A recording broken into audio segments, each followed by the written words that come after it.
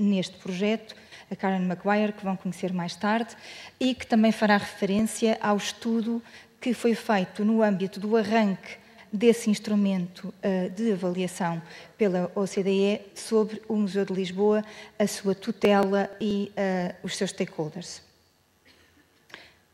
No, for you. Just And stakeholders. Good, thank you. Thank you for...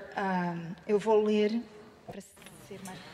perder. I will read and try Em parte. to be as Só, quick deixa- as possible. Vou ler completamente. I Thank will you read for part the of it. Muito insightful and obrigado comprehensive por esta presentation on apresentação measuring social impact in cultural tão sector. interessante I na think medição this do is very impacto cultural fantastic no way setor of social, opening the topic that do impacto will, social of course, do setor cultural. certainly involve É muito importante e certeza que vai acabar por se that probably will be disseminar em vários subtemas e apresentarão certamente várias perspectivas em relação ao tema que foi aqui abordado. Penso que a simples existência destes instrumentos do CISOC, da avaliação do impacto social, irão referred entroncar ou ligar-se àquilo que referiu como sendo as alterações na última década. A questão que tem a ver com a sensibilidade política e os objetivos políticos quando a ação cultural se torna instrumental e cada vez mais importante. E não é tão prioritário quanto se quereria, mas que está em destaque nas políticas nacionais. Eu gostei muito da sua ideia de ter as instituições culturais como especialistas a trabalhar na interseção de vários sistemas, interligando o património e as artes,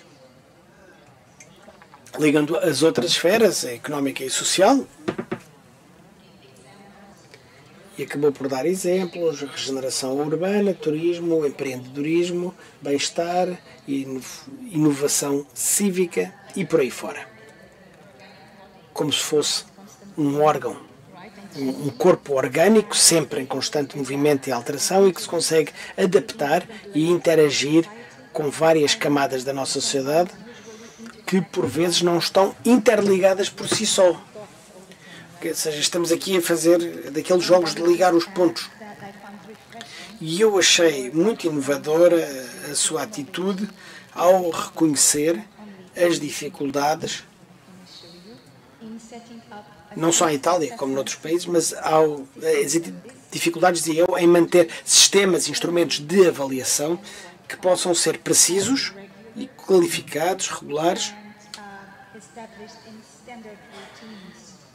e que sejam rotineiros, ou seja, num fluxo corriqueiro e rotineiro, e não que se apareçam só ocasionalmente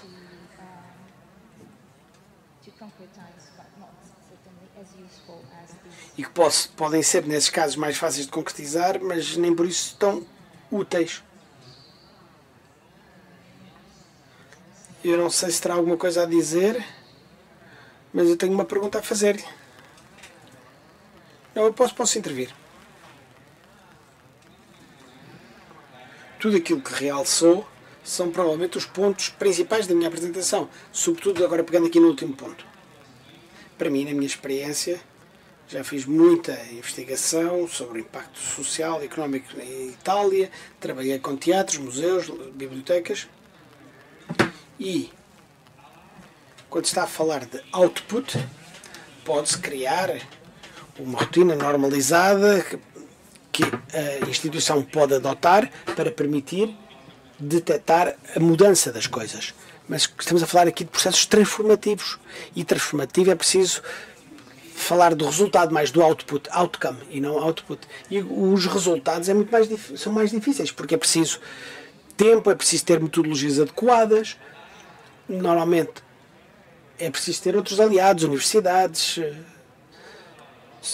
centros de investigação para se poder desenvolver um estudo desta natureza, e em muitos casos é possível obter financiamento para uma investigação, um estudo isolado durante um ano, e depois durante 5 anos não há mais nada. Para mim esta abordagem não é correta, porque há um perímetro que está iluminado, mas depois tudo que está à volta está na escuridão. E, portanto, o objetivo é tentar encontrar um equilíbrio, uma média, rotinas e normas que permitam ver exatamente aquilo que é mais importante. Pode-se não chegar ao pico mais alto, mas, posso dizer, este é um objetivo. Esta é a minha missão, estes são os processos transformativos para que estamos a colaborar e quais são os recursos, quais são os indicadores. E é isso que é importante.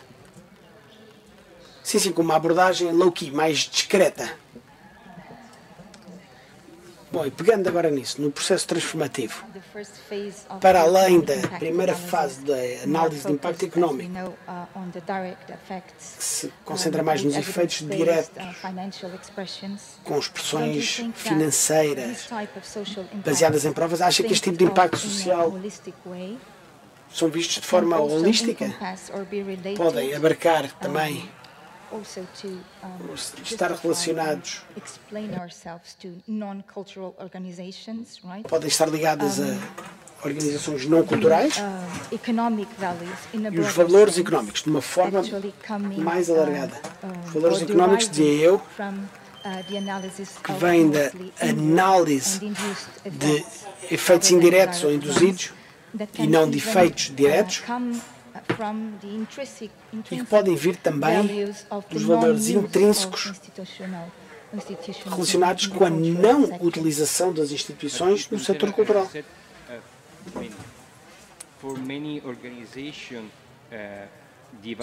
Para muitas organizações, o aspecto da avaliação não está só relacionado com o conhecimento interno.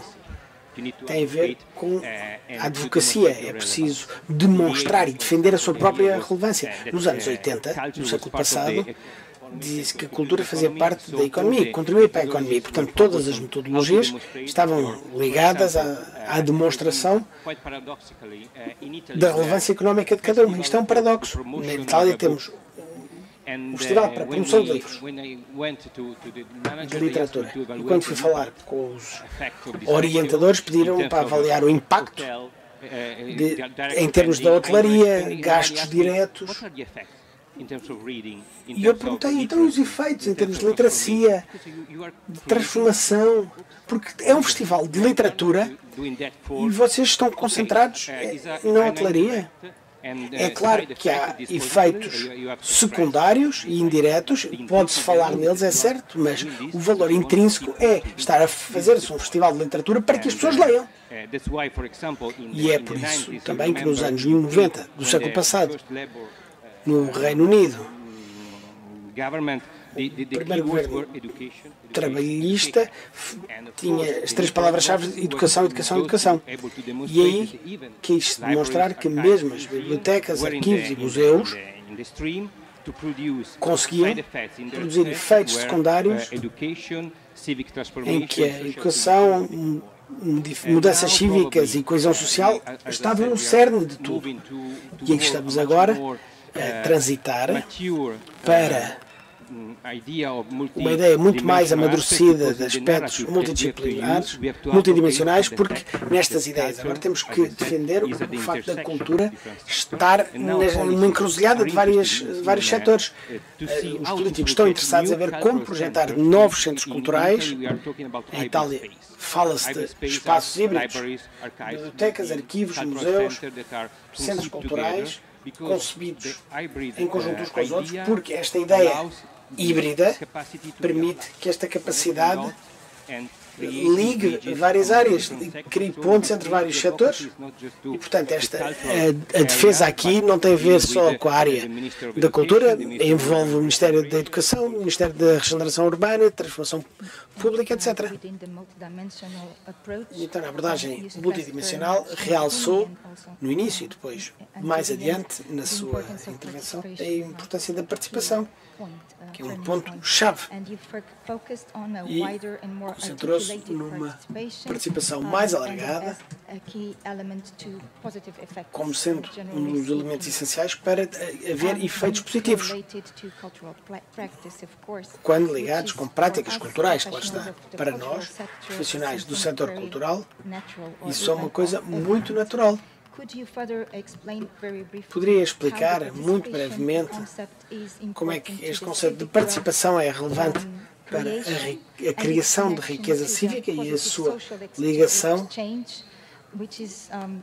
às partilhas sociais, que são palavras-chave importantes para a definição de políticas nacionais e externas e também para a criação de políticas económicas. Este período em que vivemos é um período de cada vez mais desigualdades.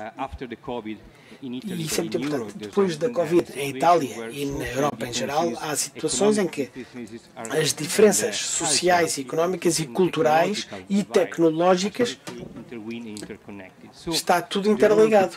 E o papel da cultura é, de certa forma, mitigar o impacto destas desigualdades. É por isso que a participação se pode transformar numa ação política se as instituições forem capazes de alargar a base social. Senão, qual é o risco? O risco que se corre é que, se a narrativa e a teoria estiverem corretas, se houver uma ligação com o bem-estar, com o crescimento, com a competitividade, mas depois a participação cultural for limitada e estreitada apenas a um pequeno perímetro social, o risco que se corre é que o sistema cultural não crie uma sociedade inclusiva, antes contribua para piorar o status quo e criar uma sociedade onde as pessoas tenham instrumentos económicos, sociais e cognitivos para lidar com a complexidade e o resto da população não tem capacidade de lidar com a complexidade.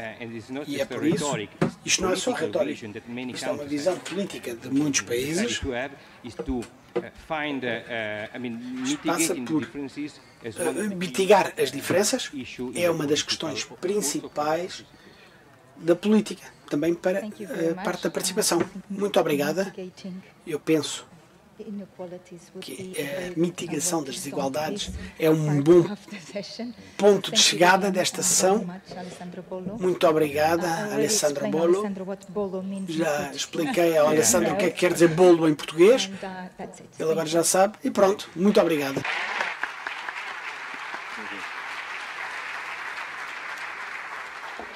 Convido-vos agora a uma pequena pausa para um café lá fora. Voltamos às 11h15. Ok? Obrigada. Exato, tem bolo. Talvez tenha bolo.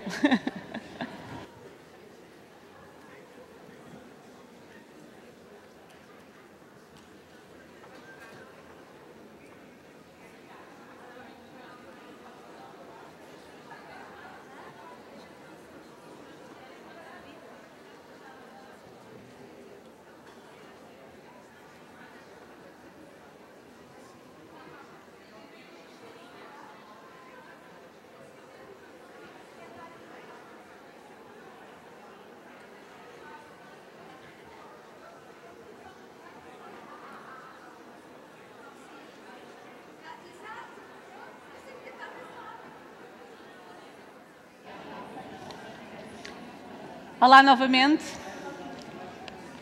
Muito bom dia a todos. Agradeço que se sentem com a brevidade possível. Vamos dar início à segunda parte da manhã, com a componente uma das mais aguardadas. Na verdade, todos nós queremos saber, então, o que é o CISOC, Compromisso de Impacto Social das Organizações Culturais, uma medida do PNA, que será apresentado pela Clara Faião Camacho, museóloga, Direção-Geral do Património Cultural e do Plano Nacional das Artes, que é coordenadora da equipa do projeto, que é constituído também por a Maria Amélia Fernandes, da equipa técnica do Plano Nacional das Artes, a Flora Maravalhas, doutoranda em Administração e Políticas Públicas do ISCSP, a Universidade de Lisboa, com uma bolsa de investigação de doutoramento, e José Soares Neves, investigador integrado do CIES, ISCTE e diretor do Observatório Português das Atividades Culturais. Clara, peço por favor que venhas ao palco em representação da equipa. Obrigada. Agradeço que façam o menos barulho possível. Obrigada. Vê lá se o pointer funciona.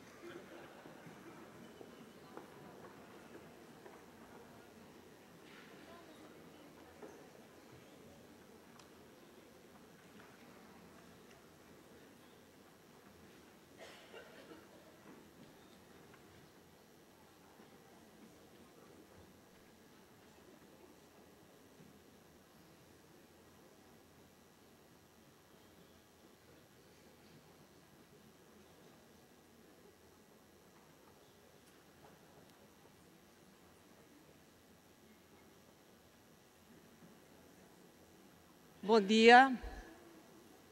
Bom dia a todas e a todos.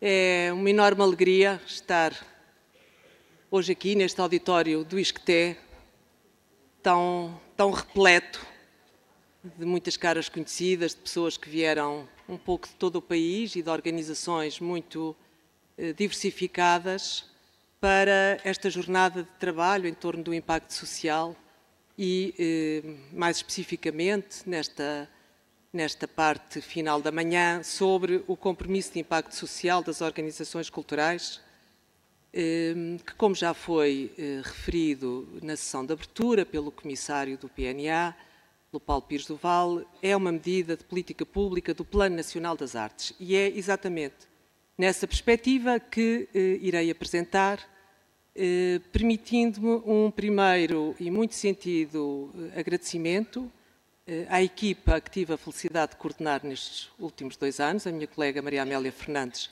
do PNA, a Flora Maravalhas, doutoranda, e que contou com o muitíssimo generoso apoio do José Soares Neves, aqui da Casa do Observatório Português de Atividades Culturais. Ora bem, esta apresentação irá seguir, na sua estrutura, aquela que é também a estrutura da publicação que iremos hoje disponibilizar e que contém precisamente os fundamentos, a metodologia e os instrumentos de apoio deste instrumento de gestão de que iremos falar aqui ao longo da próxima meia hora, e começando por vos dar conta de qual foi o caminho que seguimos, qual foi o processo de construção do CISOL, que eu vou usar abundantemente este acrónimo que é mais curto e que me poupa tempo, e começando então pelo princípio. Qual foi o ponto de partida? O ponto de partida foi, como aqui foi já referido, a inserção no plano estratégico do Plano Nacional das Artes para 2019-2024 de uma medida com esta designação à altura, Contrato de Impacto Social das Organizações Culturais, que veio depois a sofrer uma alteração da sua designação para compromisso, e talvez este eixo da política cultural seja um pouco menos conhecido das pessoas que seguem a atividade do PNA, mas, na verdade, ele começa a estruturar-se e também já este ano foram apresentados os Planos Estratégicos Municipais de Cultura e Educação, coordenados pelo Manuel Gama, aqui presente, e que fará parte do painel seguinte, e com a apresentação do CISOL, que vamos realmente também dando corpo a este eixo da política cultural. Como é que começámos a desenhar esta medida? O CISO, que inscreve-se em termos de processo e de metodologia na teoria da ação adaptada a este caso. Portanto, naturalmente, partimos de um conjunto de necessidades que, a partir de informação pública, relatórios, diagnósticos, planos de atividades, sites institucionais, inquéritos, enfim, documentação, grey literature, como se diz em termos académicos, fomos encontrando e constituindo um elenco daquelas que nos pareceram serem as principais necessidades comuns às organizações culturais portuguesas. Parece-nos que falta um maior envolvimento na promoção da cidadania cultural, entendida como o exercício dos direitos e dos deveres culturais consignados na Constituição da República Portuguesa, maior proatividade na relação com os públicos, com as pessoas, que a relação entre as escolas e as organizações culturais precisa de ser mais reforçada e integrada e sistematizada, e que precisamos de estratégias de longo prazo baseadas em informação credível, baseadas em dados e em indicadores, e que é preciso capacitar as equipas. Foi este o ponto de partida para então começarmos a desenhar uma proposta, vamos chamar-lhe assim, que foi percorrendo várias etapas até chegarmos ao dia de hoje, até chegarmos ao compromisso, até à apresentação pública, e que naturalmente começou por fases de reflexão, de pesquisa bibliográfica, de pesquisa no terreno, a partir das experiências de cada um, dos que constituíam a equipa, porque havia na Gênesis um desafio muito grande, que está na própria denominação deste compromisso, que é o facto de ele se dirigir a todo o tipo de organizações culturais. Esse foi realmente o desafio de partida, tentar não pensar em silos dentro da cultura, não pensar apenas em termos de museus, de bibliotecas, de teatros, de centros de arte contemporânea, mas de alguma maneira contaminar o que de melhor se faz nestas organizações e encontrar alguns modelos internacionais que nos pudessem dar resposta. Devo dizer que não foi fácil esta tarefa, porque não existem realmente muitos modelos a nível internacional que pudessem responder às necessidades das quais tínhamos partido, mas foi por essa altura da pesquisa, eu posso dizer que os nossos caminhos se cruzaram, por exemplo, com os do Alessandro Bolo, que ouvimos aqui na sessão de abertura, porque há não muitos anos a Comissão Europeia tinha encomendado um estudo a uma equipa da qual ele fazia parte, e realmente esse estudo, que daqui a pouco já vos mostrarei, era dirigido a todo o tipo de organizações culturais. Foi um bom ponto de partida e fomos aproveitando as bibliografias sectoriais naturalmente. Começámos por desenvolver os nossos 2 primeiros documentos, uma espécie de o que é isto do compromisso, a quem se dirige, que instrumentos é que serão necessários para lhe dar apoio, o que é que constituirá aquilo que começámos a designar como o kit CISOC, constituído por várias peças. Nessa altura, tínhamos também já desenhado o modelo de roteiro e começámos a ouvir e a auscultar, na altura ainda, não tanto as organizações, mas um conjunto de pessoas. Isto sucedeu no verão do ano passado, em que ouvimos à volta de uma dúzia de pessoas, leram os nossos documentos, dedicaram-nos tempo, corrigiram, reviram, puseram questões e nós adaptámos. Ao mesmo tempo, íamos desenvolvendo um conjunto de indicadores que, sem esperar porque a parte mais de enquadramento teórico estivesse completa, fomos testando e testámos desde agosto de 2022 até março de 2023. Também aprofundarei isto um pouco mais à frente. Fomos adaptando, fomos criando novos instrumentos, validámos, entregámos em julho de 2023 e estamos hoje aqui, então, a apresentar este compromisso. As próximas etapas de implementação esperamos começá-las a partir de janeiro do próximo ano, portanto, haverá depois novidades a esse respeito. Então, o que é, afinal, este compromisso de impacto social das organizações culturais? Ele é, em primeiro lugar, como o próprio nome compromisso revela, um ato de responsabilização mútua das entidades de tutela e das organizações culturais. E a esse propósito foi absolutamente determinante o guia da OCDE ICOM, que vai ser lançado no final desta conferência e que será um outro instrumento de apoio a todo o trabalho que estamos a desenvolver. Porque esse guia determina com muita clareza, o que é raro na bibliografia e na prática, quais são as responsabilidades das entidades administrativas e quais são as responsabilidades das organizações. Portanto, foi realmente um modelo que nos pareceu muito interessante e que adaptamos ao nosso caso. Este compromisso é um instrumento de gestão, como verão, e é simultaneamente um instrumento de planeamento e de autoavaliação. Desde o início foi muito claro para a equipa que não avançaríamos para um instrumento de avaliação externa, porque as condições, os recursos das organizações culturais portuguesas dificilmente o permitem. É difícil ter os meios, os recursos financeiros para contratar equipas externas e, num primeiro momento, entendemos que seria mais prático e mais útil avançar para um instrumento de autoavaliação. Contudo, a sua formulação não impede, por quem o quiser utilizar, como instrumento de avaliação.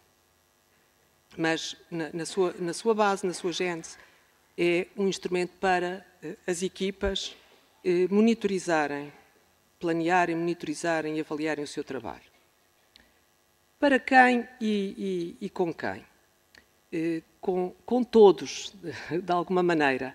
Ou seja, com todo o tipo de organizações culturais, museus, teatros, bibliotecas, centros de artes, centros de arte contemporânea, com todo o tipo de organizações administrativas tutelares, seja a administração pública central, a local, as regiões autónomas, o setor privado, o setor empresarial do Estado, o terceiro setor. Acreditamos que a ferramenta que criamos que é adaptável a qualquer tipo de organização e que só é possível implementá-la com as pessoas, com as equipas que trabalham nas instituições, independentemente do papel que lhes cabe nessas instituições, sejam dirigentes, sejam mediadores, sejam educadores, sejam técnicos, bibliotecários, museólogos, produtores, enfim, o que quisermos.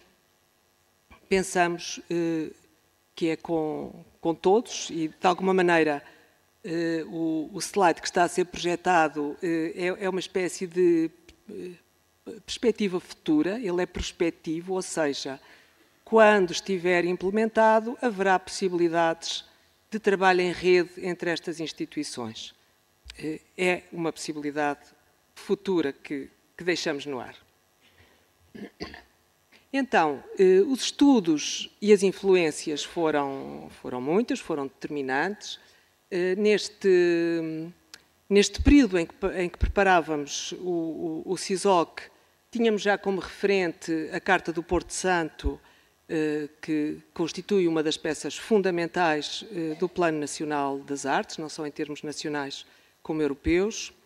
E claro, fomos utilizando a bibliografia que, como vos disse de início, poderia dar melhor resposta àquelas que eram as nossas necessidades, fossem projetos como o ADEST, coordenado em Portugal pela Inês Câmara, aqui presente, fosse o tal estudo da Comissão Europeia a que já fiz alusão, o Barómetro Social de Museus da Catalunha, que vamos ter também a sorte de ter um contacto, uma introdução a este barómetro com a Sónia Blasco ao início da tarde, estudos nacionais e foi, enfim, foram bases fundacionais para aquilo que depois viríamos a construir. Eu passo agora a entrar na terceira parte desta apresentação, que contém o cerne da nossa metodologia e o que estão a ver projetado é o índice do roteiro. O roteiro do CISOC constitui a peça-chave da sua estrutura. Ele depois é replicado num documento de caráter jurídico, que é a Carta de Princípios deste compromisso. E, não tendo tempo para me deter nos princípios orientadores, em todo o seu enquadramento, vou percorrer, sobretudo, a parte prática do roteiro, portanto, que é aquela que, no fundo, contém a metodologia que vos propomos. Portanto, começando pelos objetivos estratégicos e pelo autodiagnóstico. A nossa metodologia está toda estruturada em torno de 3 objetivos estratégicos. Manter e incrementar os públicos como agentes culturais ativos, aqueles que já frequentam, aqueles que já são participantes nas ações realizadas pelas organizações culturais, que queremos que participem mais, que voltem, mas queremos também, e eu diria que o objetivo estratégico B é aquele que, enfim, todos serão comuns a todas as organizações, mas será talvez um daqueles que mais preocupa as organizações culturais, envolver aqueles que não venham espontaneamente.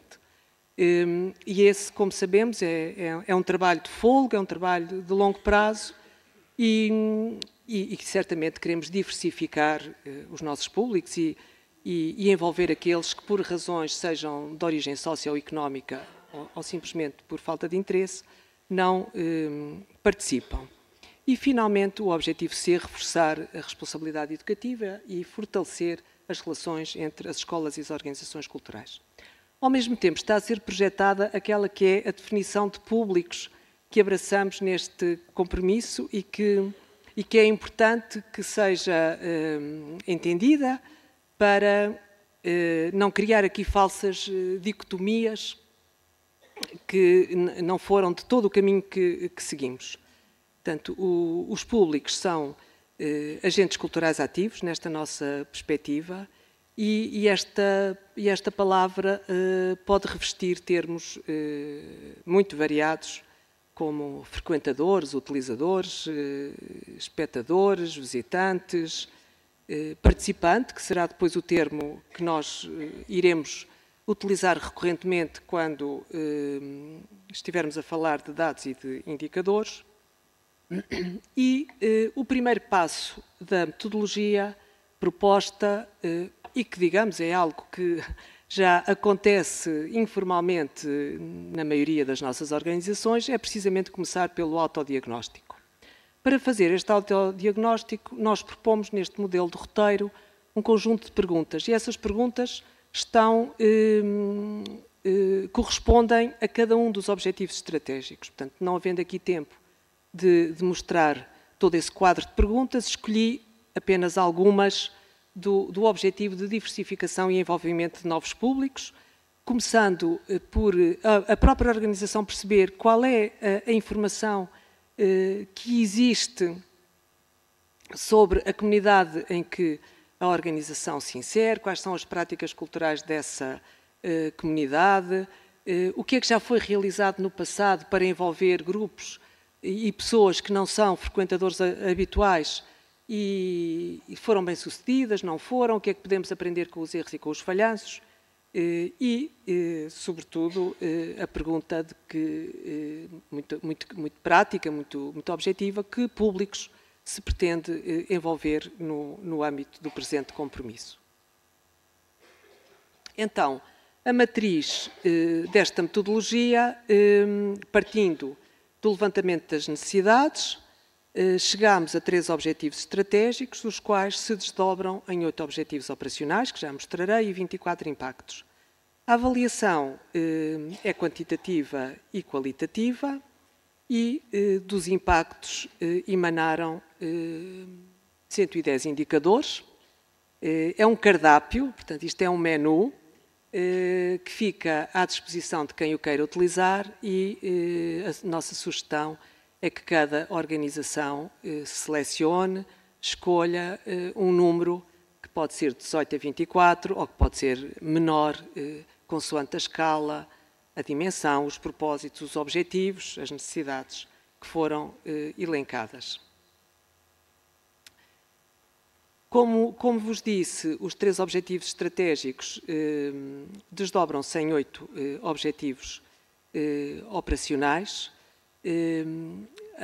A nossa metodologia vai sempre seguindo, como irão ver, esta sequência: estratégicos, operacionais, impactos e indicadores. E ao longo da publicação verão que acreditamos que é relativamente fácil navegar entre estes vários parâmetros. Por exemplo, quando respigamos alguns objetivos operacionais do objetivo estratégico B, não é por acaso que estou a insistir um bocadinho em exemplos deste objetivo, porque a diversificação de públicos é urgente e cada organização terá certamente o seu autodiagnóstico já feito e terá uma ideia de que públicos é que quer atingir na sua comunidade ou num âmbito territorial mais alargado. Talvez aquilo que nós aqui vimos trazer de novo é a densificação dos impactos, porque frequentemente, até inclusivamente, devido aos instrumentos de gestão já existentes, por exemplo, na administração pública, central ou local, muitas vezes apontamos objetivos e até indicadores, mas não estamos muito conscientes dos impactos que queremos atingir.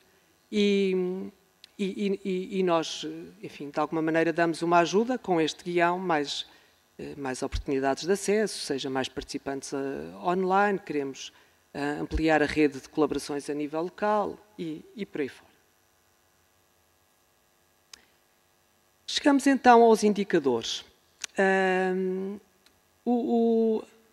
A base de partida para a construção dos nossos 110 indicadores foi uma base de dados internacional compilada por John Jacobson, um norte-americano, que construiu uma base com mais de 1000 indicadores, que estão disponíveis online no site do White Oak Institute, e tendo este pano de fundo internacional, embora de matriz anglo-saxónica, fomos, step by step, chegando àqueles que acabaram por ser os indicadores possíveis. Isso é muito claro para nós que aquilo que construímos, aquilo que vos oferecemos, são os indicadores que têm credibilidade, que têm aplicabilidade, que têm validade, que têm relevância. Portanto, foram os critérios de seleção. Em muitos casos, a inexistência de fontes fiáveis e de informação pública disponível coartou alguns indicadores, talvez um pouco mais arrojados, mas que não puderam ser aqui integrados. Portanto, eles correspondem a estes 5 critérios e foi a partir daí que fomos avançando para a seleção. Seleção essa que teve depois uma afinação absolutamente essencial, que foram os testes no terreno. Por exemplo, de novo, no Objetivo Estratégico B e no Objetivo Operacional de ampliação das oportunidades de acesso e de aumento da participação de segmentos da população menos representados, temos um conjunto de indicadores quantitativos. Tudo o que eu estou a mostrar são sempre certos, portanto, às vezes até pode faltar o final de uma frase, mas é um pouco para terem a ideia do que esta ferramenta vos disponibiliza. E tivemos também o cuidado de integrar indicadores qualitativos, como há pouco vos disse. Foi uma tarefa também com alguma dificuldade, porque é raro e é difícil de encontrar na bibliografia internacional exemplos de indicadores qualitativos adequados à nossa realidade portuguesa. Portanto, em grande parte, eles foram realmente criados pela nossa própria equipa.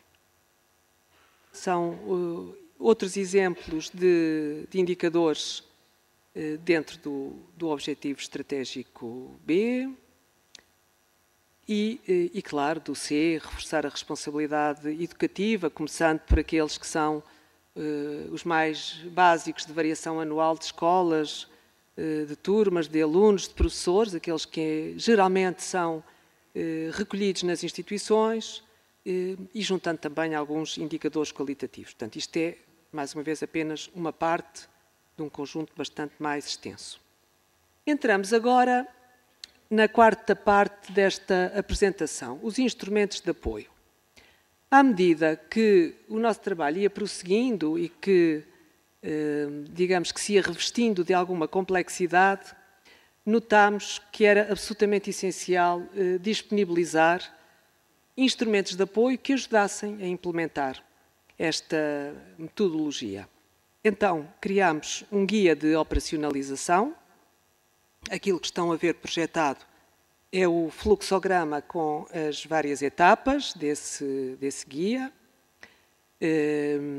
e as ações principais em cada uma das etapas, portanto, começando pela preparação e pela adesão até à avaliação final. Este mapa, que eu sei não ser legível a partir da plateia, tem apenas o objetivo de saberem da sua existência, ou seja, o guia contempla uma tabela com todas as etapas que as organizações devem percorrer e dou-vos já um exemplo das duas primeiras etapas, a preparação e a adesão, em que estão contempladas as ações, quem é que é responsável pelo quê,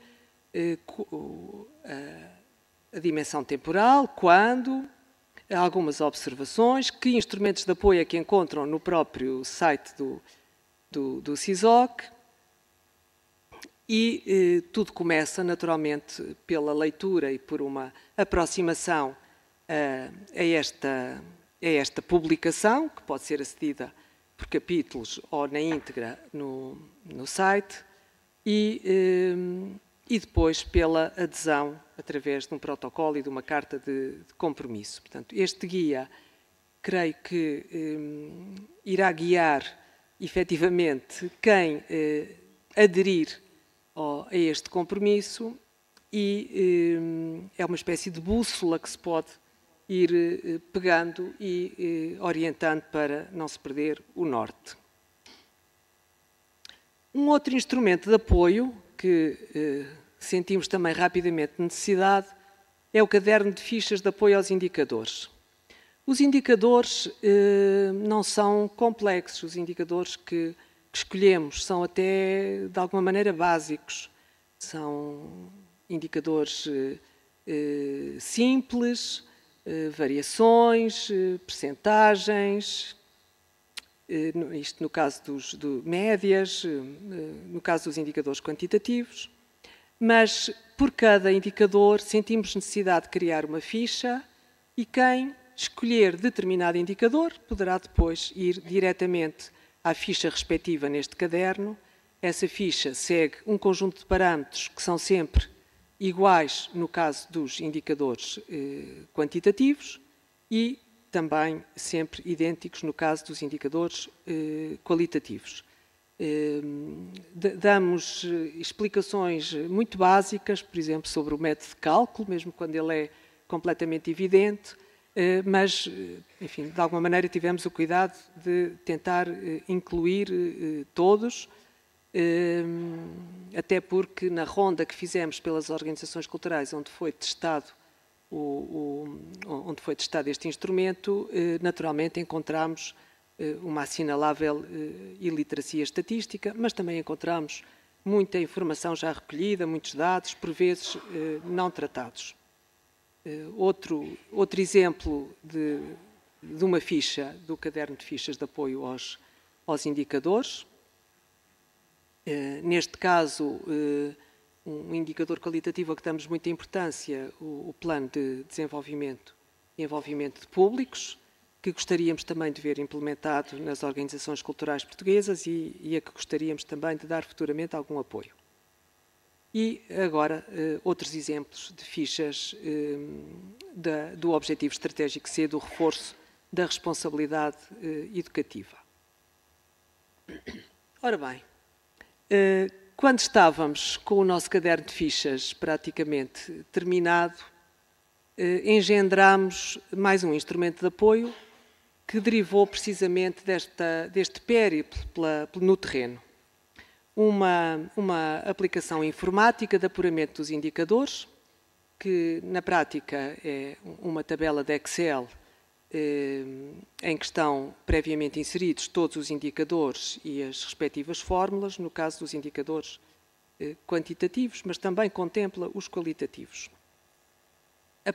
Ao entrar na tabela, deparamos com o índice dos impactos, e isto é muito importante porque, seguindo a nossa metodologia, é precisamente por aqui que nós entendemos que deve ser feito o percurso, qual o impacto que gostaria de atingir, e selecionando o impacto, chegamos de imediato aos indicadores correspondentes desse impacto. Nós fizemos aqui uma simulação de preenchimento muito simples, imaginando, por exemplo, um teatro e o número de participantes ou de espectadores e de outras pessoas que também participaram em atividades, por exemplo, em 2022 e 2023, através de um sistema de bilhética, porque também pode haver outros métodos de apuramento, num slide seguinte já mostrarei, e de imediato somos conduzidos ao resultado e à tabela final, que estará automaticamente preenchida, neste caso só está preenchida com este indicador e com o indicador qualitativo, que mostro já de seguida, que é o Plano de Desenvolvimento e Envolvimento Públicos, imaginando que a organização não o possui, portanto, dirá não realizado, mas pode já planear quando é que pretende realizar, elaborar esse plano. Um outro exemplo, a partir do segmento de população com mais de 65 anos, qual é a percentagem desses participantes com mais de 65 anos relativamente ao total de participantes, e aqui podem verificar que o sistema de apuramento pode não ser o da bilhética, pode ser uma estimativa, pode ser um sistema menos afinado. E dou-vos também apenas aqui o exemplo de que, se estamos a trabalhar e a dirigirmos, por exemplo, a um determinado segmento etário, sejam os jovens, sejam os mais de 65 anos, aqui continuo no mesmo exemplo, vamos encontrar ao longo deste cardápio de indicadores muitos e variados indicadores relativos a esse segmento. Por exemplo, mesmo relativos aos mais de 65 anos, aquilo que estou a projetar, mais uma vez, são os certos. Há outros indicadores dirigidos a esta faixa etária. Ora bem, com um instrumento que, de alguma maneira, se ia espraiando e ia contendo várias dimensões, pareceu-nos que era essencial ter um glossário que fosse simultaneamente um glossário de termos estatísticos e dos termos essenciais, os termos-chave deste compromisso. Estamos aqui a ver uma parte do índice do glossário e as definições, mais uma vez projetamos alguns exemplos. Como em todos os glossários, naturalmente, incorporamos definições que recolhemos noutros glossários, fossem eles nacionais ou internacionais, e tentámos recorrer grandemente aos glossários nacionais. Num caso ou noutro, são termos que fazem sentido e que foram criados no âmbito do próprio CISOL, que isso também é referido. Também damos sugestões de leitura várias ao longo deste caminho, seja nas fichas dos indicadores, seja no documento inicial CISOL o que é, e num módulo próprio, exatamente com sugestões de leitura. E, finalmente, também foram preparadas minutas jurídicas, que ficam também disponíveis online, para a adesão a este compromisso. Um protocolo de adesão à Carta de Compromisso, a própria Carta de Compromisso. Aqui as variações têm a ver com o estatuto administrativo e tutelar das organizações. Se são organizações com autonomia administrativa, poderão celebrar diretamente com o Plano Nacional das Artes esse compromisso. Se não for o caso, serão as suas entidades de tutela, e é a partir deste momento que a organização cultural começa aquilo que chamamos o projeto de desenvolvimento do compromisso. Portanto, o projeto de desenvolvimento do compromisso que foi mostrado e que eu enfim, fazia parte do slide, mas não foi referido por mim um pouco mais atrás, é exatamente aquele período que nós estimamos entre 6 a 9 meses, em que, de acordo com as necessidades levantadas, os objetivos estratégicos, operacionais, impactos e indicadores, a organização irá desenvolver o projeto que será depois aprovado pela sua organização de tutela, quando é esse o caso.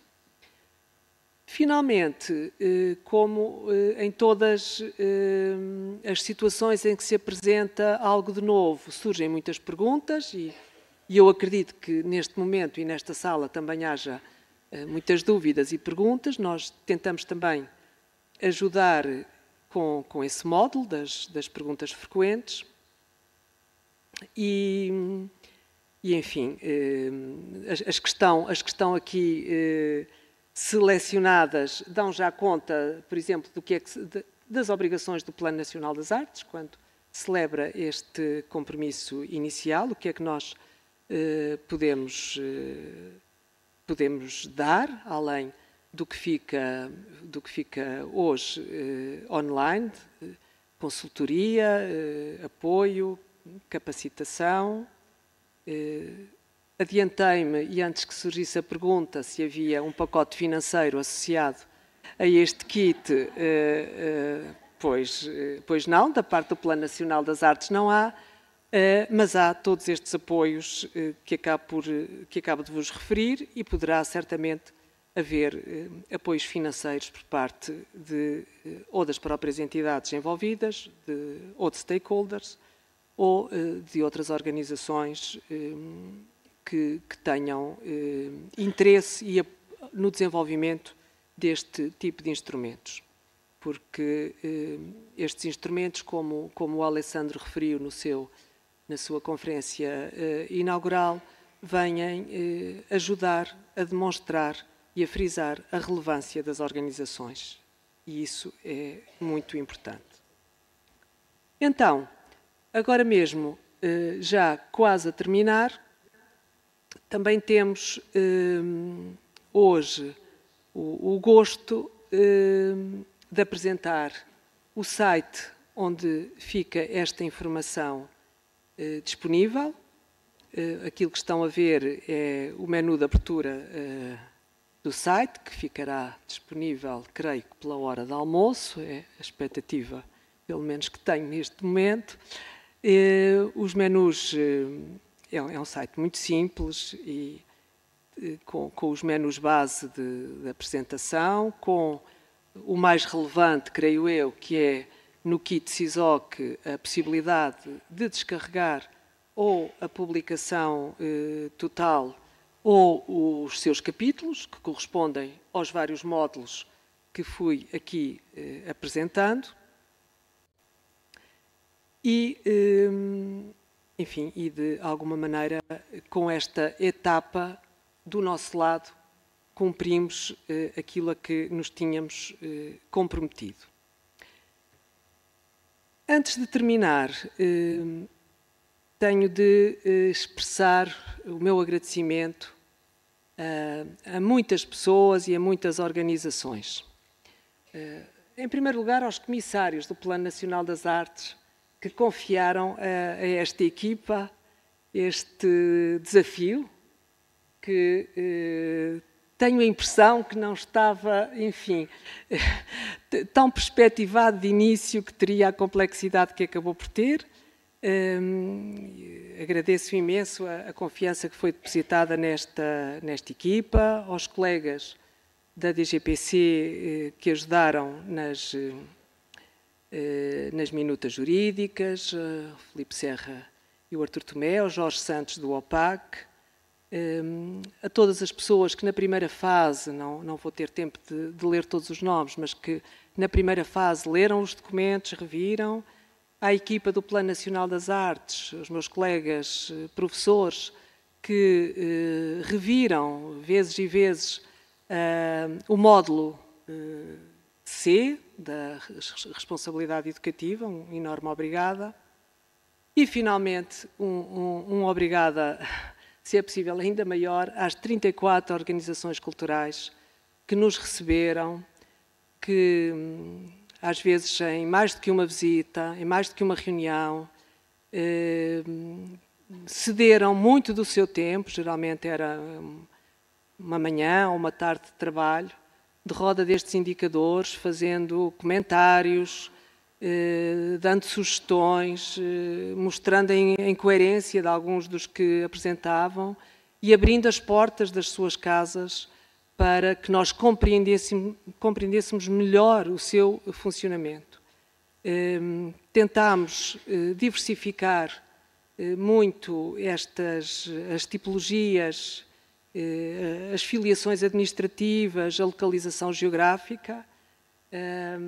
Os comissários sabem que se tivéssemos tido mais tempo teríamos ido a mais Portugal, sobretudo teríamos ido ao Portugal mais interior, mas foi o que nos foi possível e a todos um enorme obrigado. A partir de agora, o que esperamos é que nos comprometamos todos. Muito obrigada.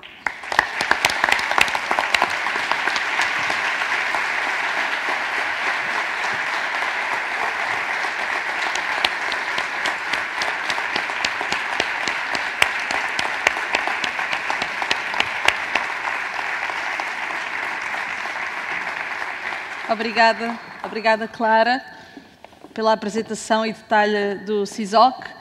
Chamo agora ao palco para o debate dos olhares externos sobre o CISOC a Inês Câmara, diretora da Mapa das Ideias, que irá moderar, Catarina Vaz Pinto, consultora para a Cultura e as Artes, Maria de Assis, diretora adjunta do Programa Gulbenkian Cultura, da Fundação Calouste Gulbenkian, e Manuel Gama, investigador integrado do SEX, Universidade do Minho e coordenador do Observatório de Políticas de Comunicação e Cultura.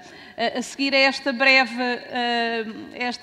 discussão, haverá uma fase de moderação e, portanto, poderão, como já disse antes, participar a partir da audiência ou a partir do chat, quem está a ver em streaming. Obrigada.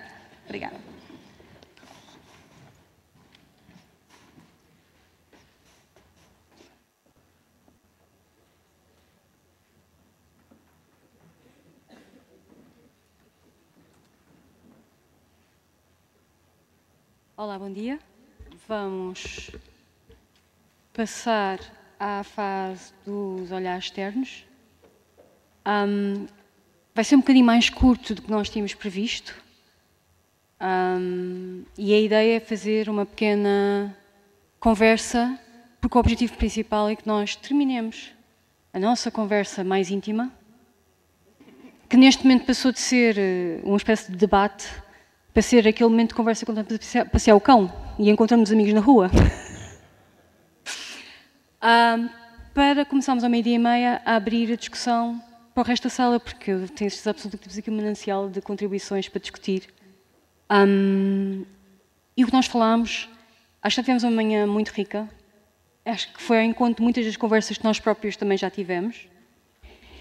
E uma das coisas que eu mais gostei nesta manhã foi a transparência do processo, foi a explicação muito detalhada de como é que se pensou o processo e como, de certa forma, sentimos cada vez mais, ao longo desta viagem, como as pessoas estão no centro das organizações.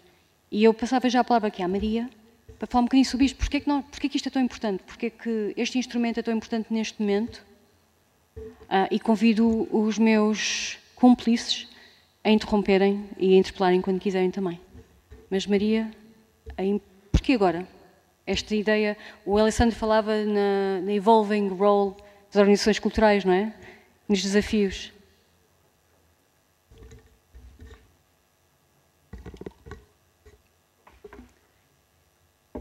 Eu acho que nós estamos a viver um momento que é bastante desafiante, em que a cultura é, de facto, chamada, como o Alessandro disse, a desempenhar múltiplos papéis e, de facto, esta dimensão social e educativa das organizações culturais é algo que nos tem vindo a perseguir já há algum tempo.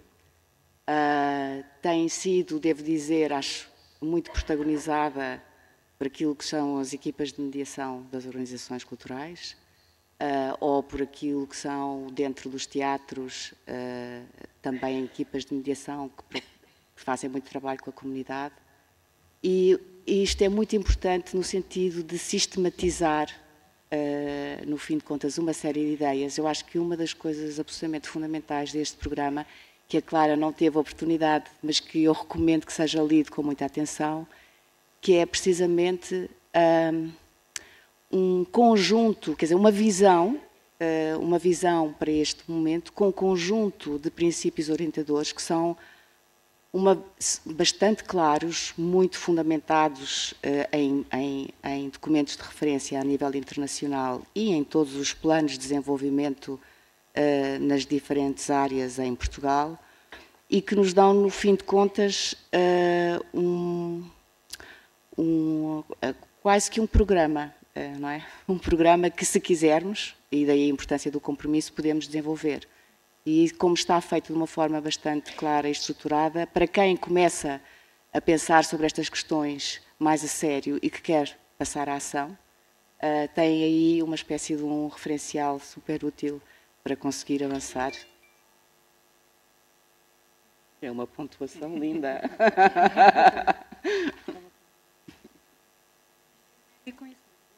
Catarina, esta ideia, o que o Paulo também falava dos inícios, não é? Isto é a ideia de passar do pensamento ou de uma necessidade para uma ação, também faz todo sentido, não é?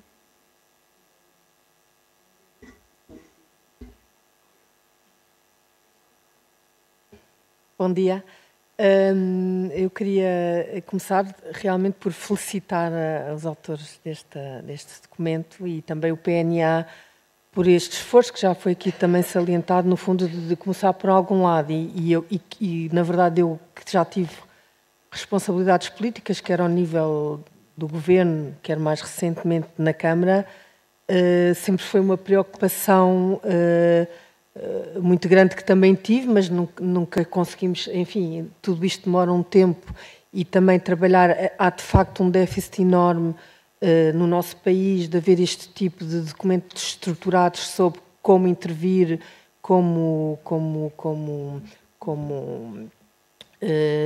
definir impactos, indicadores. Portanto, este trabalho estruturado é de uma enorme importância e eu o felicito-vos por isso e porque realmente também é uma forma, no fundo, eles acabam por ser, para mim sempre foi importante esta ideia de qualificar a governação da cultura, é um nome um bocado pomposo, mas na verdade num lugar político é no fundo esse o objetivo, e para qualificar nós também precisamos ter instrumentos, e isto é um instrumento, deste tipo de instrumentos, que, por um lado, não só qualificam as organizações, qualificam a ação e qualificam as próprias pessoas que nelas trabalham. Portanto, no fundo, estes documentos acabam por ser indutores de mudança muito importantes. E nesse sentido, acho que nunca é assim, pecam por tardios. Não, há sempre, tem que se começar de alguma forma, mas já também o próprio PNA e também o esforço que tem tido no sentido de promover a implementação, por exemplo, de planos estratégicos municipais, que também, por exemplo, quando nós criámos, também estive envolvida no programa da Arte em Rede, também foi uma preocupação que tivemos na altura, também fizemos um guia, o que era um teatro municipal, o que era a missão. Portanto, todo esse tipo de instrumentos são muitíssimo importantes para qualificar a governação da cultura, que, na verdade, acaba no nosso país ainda por ser considerada uma área bastante desvalorizada relativamente às outras políticas. Ia passarmos um bocadinho, ia também passarmos um bocadinho daquele sítio da crença, de uma ideia, para ter uma base, não é? Um fundamento. Sim, claro, é assim, temos que transformar as nossas ideias em palavras e em instrumentos de ação, e na verdade os planos, os documentos estratégicos, estes planos passam por esse tipo de coisas, este tipo de compromisso. Às vezes até penso que este compromisso em si é uma das reflexões que me suscitou, se não é mais do que um compromisso de impacto, se ele próprio já não é também quase como um documento estratégico, e pergunto-me, que é também uma questão que o próprio Alessandro também levantou, como é que este documento, o compromisso de impacto, está relacionado com os planos estratégicos das organizações, se é que elas existem, porque eu também duvido aqui que a maior parte das organizações, pelo menos do sistema público, tem planos de atividades, mas não sei se tem planos estratégicos. Portanto, fica aqui o desafio para o PNA, ou não só para o PNA, para o Ministério da Cultura, no fundo, assim como se propôs, e para a própria universidade, não é? Trabalhar este tipo de projeto, assim como se trabalhou na ideia de tentar que todas as câmaras tivessem um plano estratégico na área da cultura e da educação. É fundamental que toda a organização cultural tenha um conjunto mínimo de documentos que começa claramente pelo plano estratégico, porque o plano estratégico é que define a nossa missão, os objetivos, os meios financeiros e os meios humanos que alocamos à concretização dos objetivos, o tipo de programa que devemos fazer ou não. Portanto, no fundo, este é o quadro todo conceptual que também na Câmara nós tentámos, de alguma forma, implementar.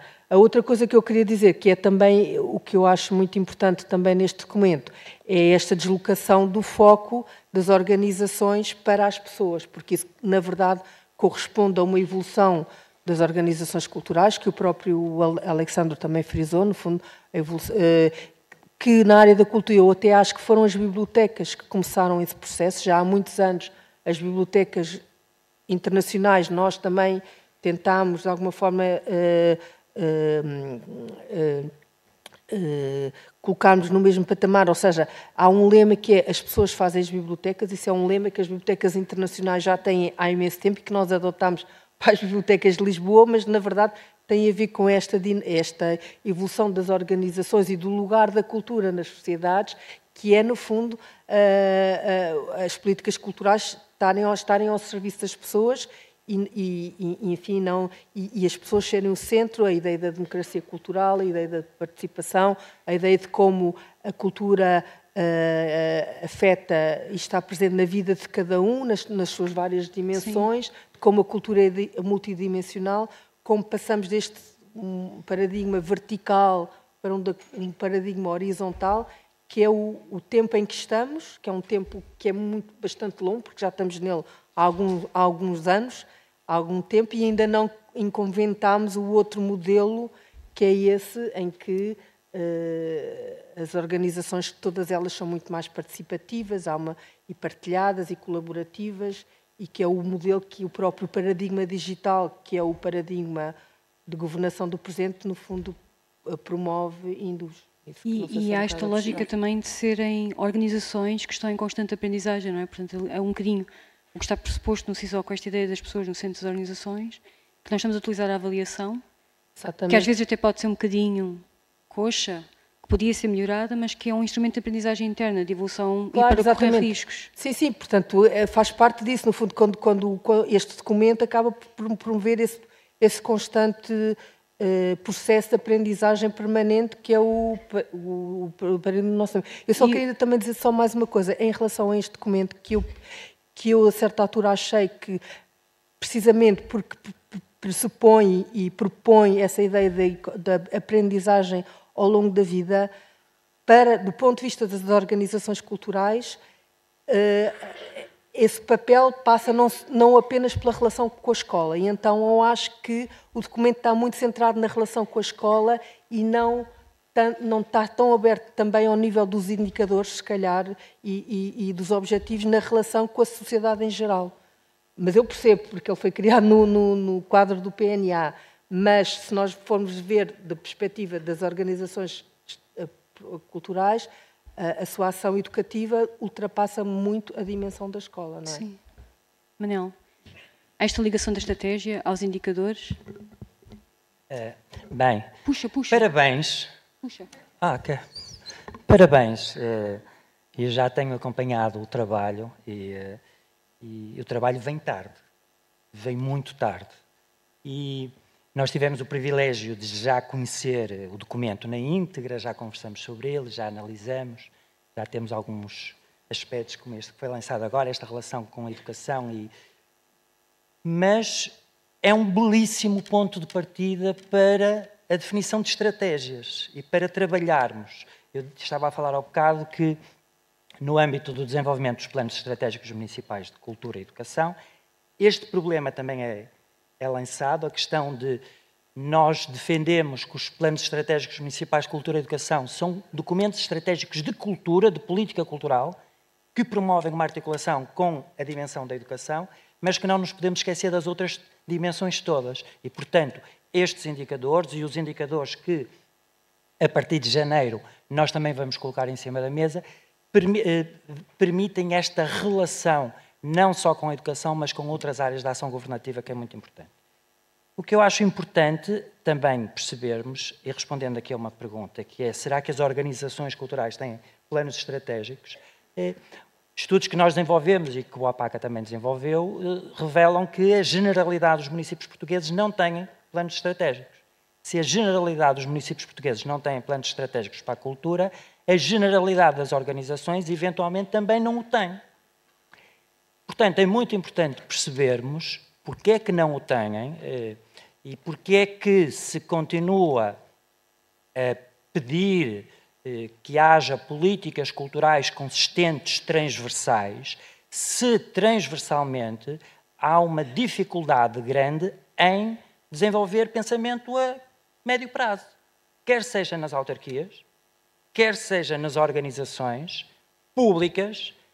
E se autarquias e organizações públicas não têm esta visão, muitas vezes, como é que eu posso pedir a uma estrutura que tem apoio da DG Artes por 4 anos e que tem 20 ou 30 anos, que muitas vezes não nos apresenta em sede de candidatura um pensamento estratégico para o futuro, ou nem sequer sabe dizer quais são os seus públicos. Portanto, há uma enorme dificuldade. E os indicadores para isso, e pegando na conferência de abertura, esta relação entre indicadores e estratégia, os indicadores também nos servem para essa visão. E agora vamos olhar para o documento. Eu vim aqui como o polícia mau, aviso já. E foi dito que isto era um cardápio de indicadores, de 110 indicadores, o que é ótimo. Só que tem muita carne e pouco peixe. Passo a explicar. Temos 94 indicadores quantitativos e 16 indicadores qualitativos.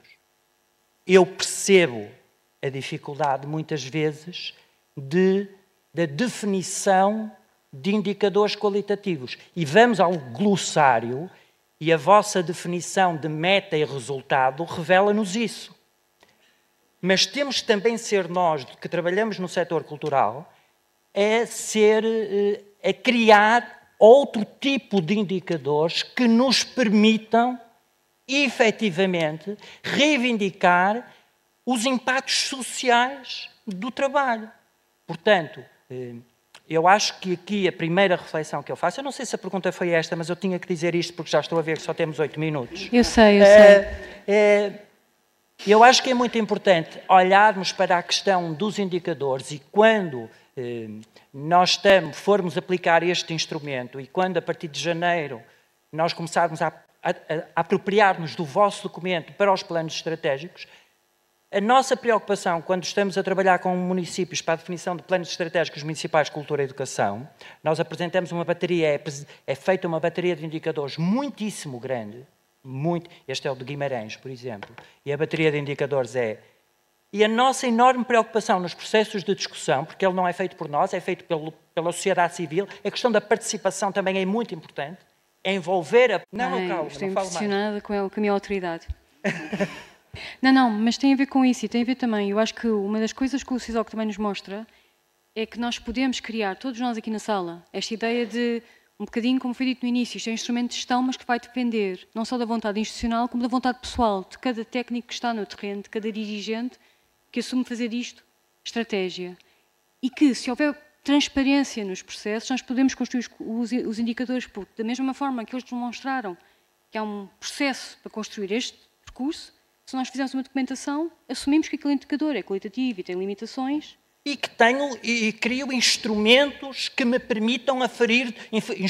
A importância de um indicador é também o instrumento que lhe está associado para a sua aferição.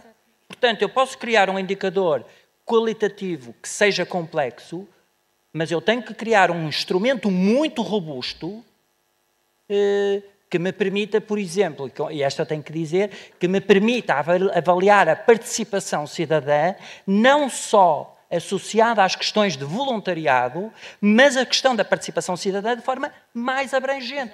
Ou avaliar as questões, eu já me calo, esta também tenho que dizer, ou avaliar a questão da qualidade do ensino, e a qualidade do ensino deve ser aferida de múltiplas formas. E no impacto que tem nos estudantes, nos professores e no pessoal não docente. Portanto, tudo isto podem ser indicadores que se podem juntar à conversa. Conhecer a complexidade do ecossistema, não é? Sim. Maria. É só frisar, no fim de contas, aquilo que o Manuel está a dizer e que me parece que é intrínseco ao CISOC como proposta. Quer dizer, ele é um instrumento de pensamento estratégico, mas não é uma fórmula para aplicar. E, de facto, é mesmo um primeiro passo para conseguirmos começar a refletir sobre estas coisas com uma outra consciência e com outro nível de exigência também. Estou a pensar, por exemplo, que não podemos olhar para os dados quantitativos e qualitativos como se fossem entidades separadas. Eles dialogam entre si. E, por exemplo, logo à partida, a história do diagnóstico, quer dizer, saber o que é que eu estou a fazer e com quem são as pessoas da comunidade a que eu pertenço, é fundamental.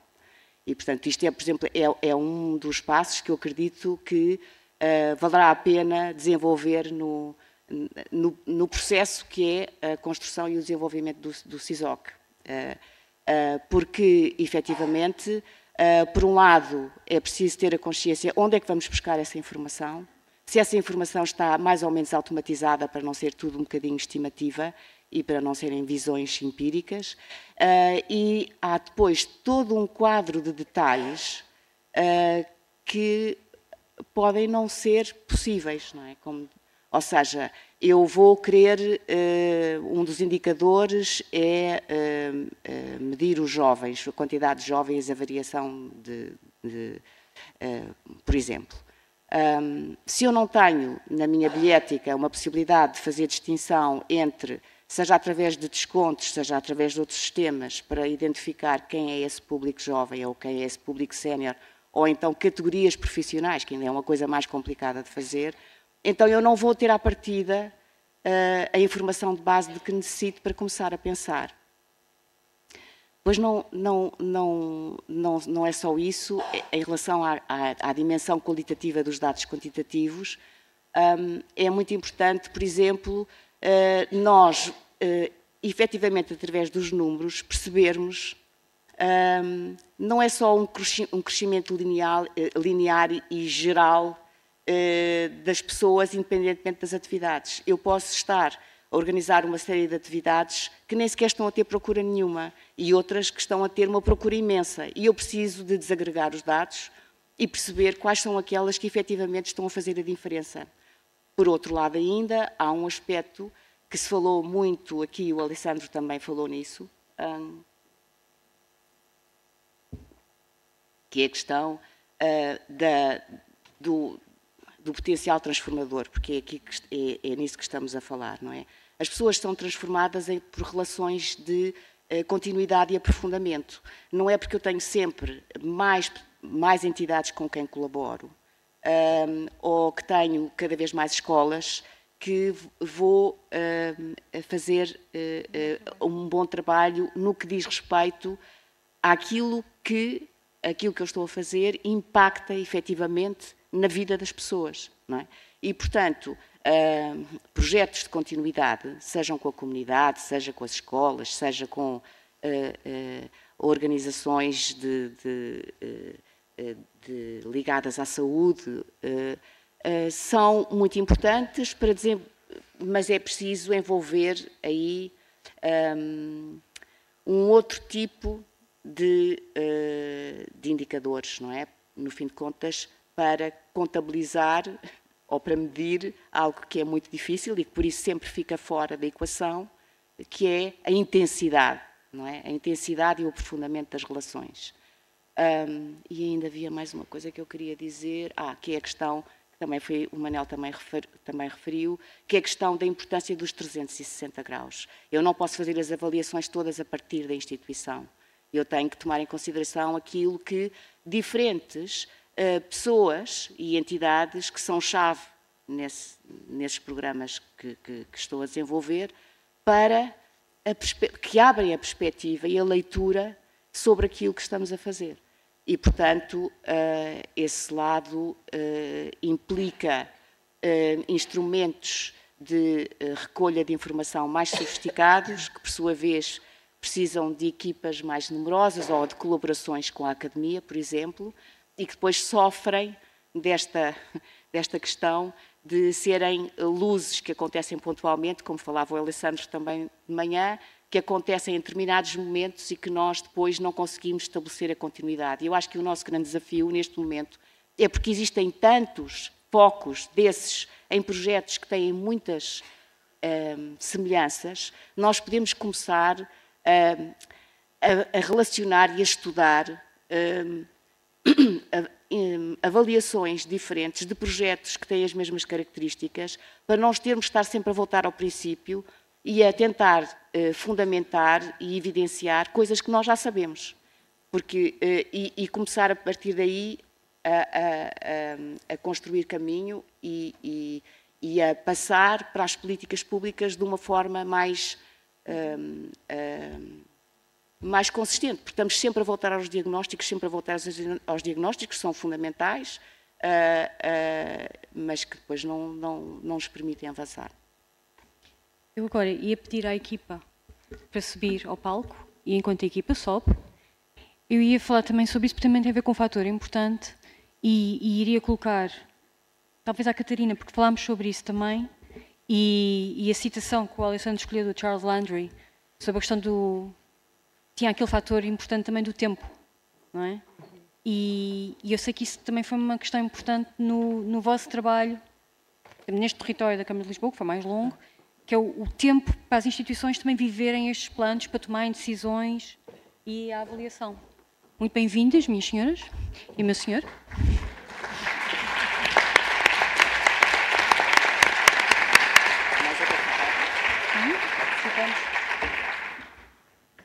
Ficamos.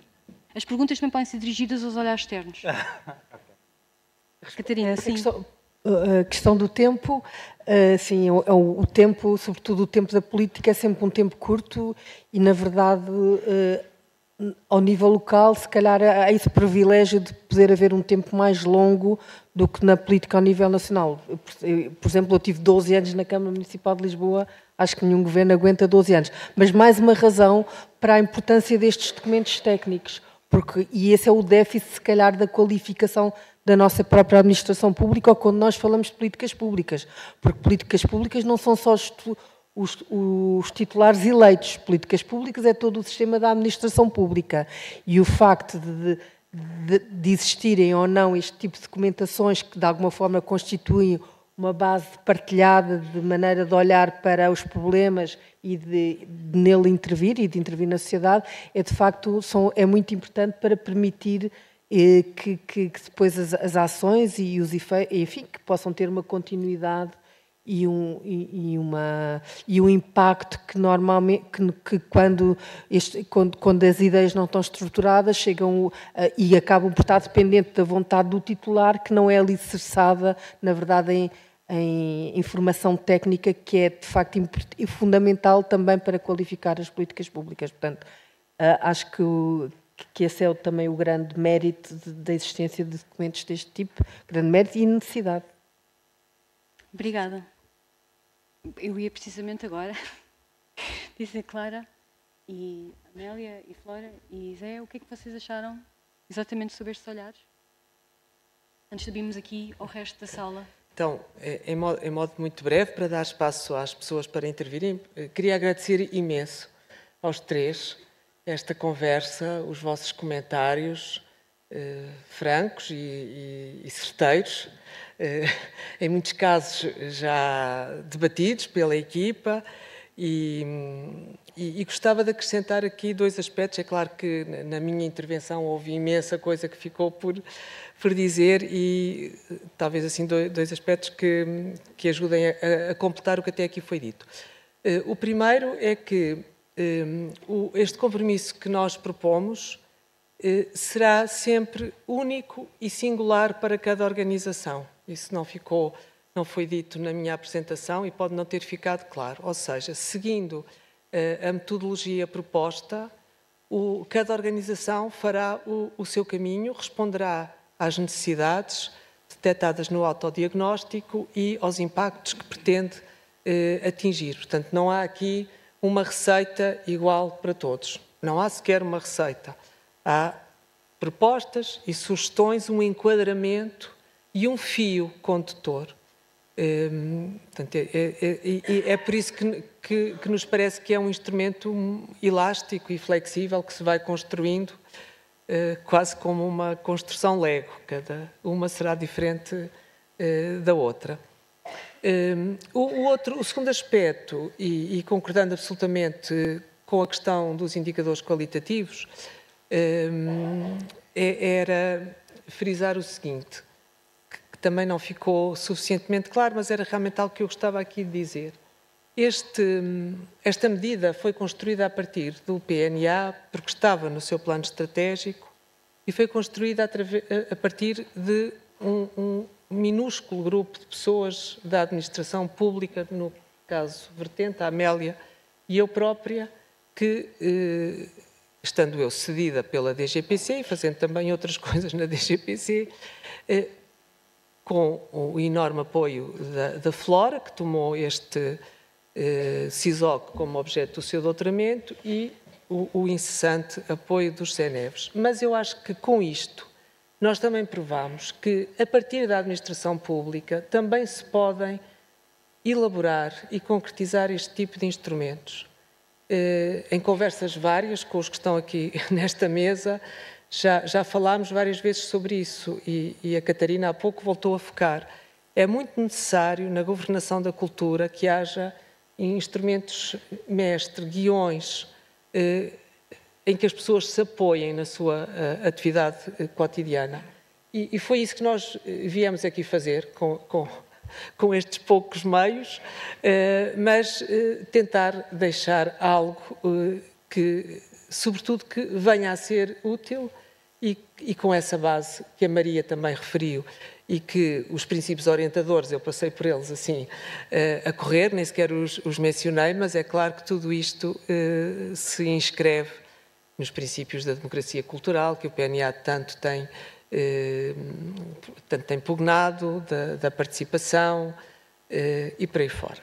Não digo mais nada, os meus colegas agora devem querer completar alguma coisa. Eu diria que a nossa primeira prova, depois desta apresentação pública e do debate, das apresentações que seguirão e dos debates abertos à audiência, diria que vai ser, a nossa primeira prova é exatamente o interesse, a adesão que este instrumento vai motivar junto das organizações culturais.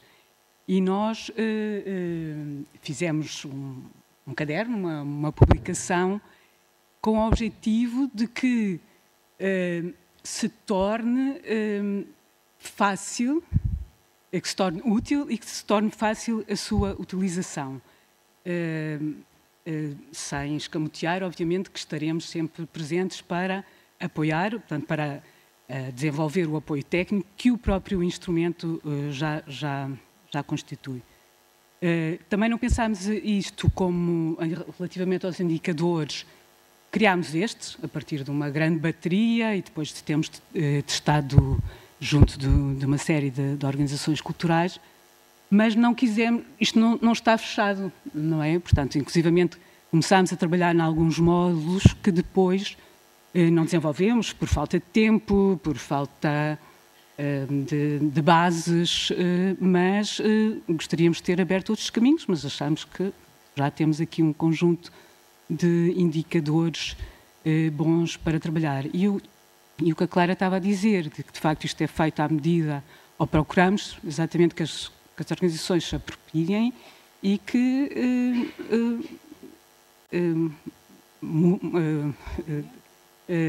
façam à sua medida, não é? Portanto, à medida dos recursos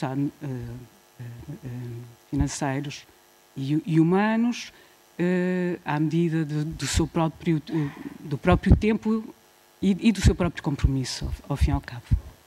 E penso que é isto. Mas acho que é à medida também da vossa experiência, porque eu acho que outro processo que também correu muito bem foi o facto de tanto a Clara como a Amélia terem uma experiência do lado de cá, não é? Deste lado do pensar e de estar a administração pública a tentar promover projetos mais ou menos inovadores e perceber isso, ou seja, vocês estavam no sítio certo para ter empatia também com quem se vai comprometer a seguir, não é?